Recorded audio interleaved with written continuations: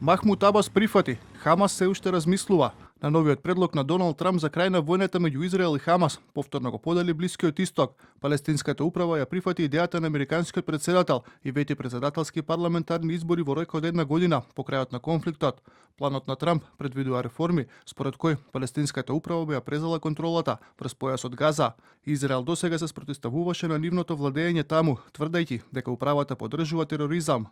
Ја потврдивме нашата желба за модерна, демократски и немилитаризирана палестинска држава, посветена на плурализмот и мирниот трансфер на власта. За разлика од палестинската управа, Хамас веднаш постави црвени линии. Според арапските медиуми, групата обвинува дека не била консултирана при составувањето на планот и дека не го добила текстот на време.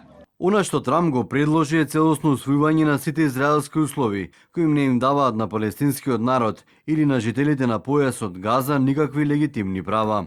Ако Хамас го отфрли или одбие да го спроведе планот, армијата ќе ја заврши работата, се закани Бенјамин Нетањаху и отфрли идејата за создавање на палестинска држава. Предлогот на Трамп доби поддршка од опозицијата во Израел. Планот на председателот Трамп мора да се спроведе, нашите заложници да се вратат дома, оперативната слобода на Израел да содржи, терористичкиот режим на Хамас во Газа да се замени и наместо тоа да се воспостави умерени арапски држави, како што предложив пред години и пол. Мировниот предлог е прифатлив и за жителите на Израел, кои со месеци протестираат и бараат крај на војната и враќање на сите заложници кои ги киднапираше палестинската организација.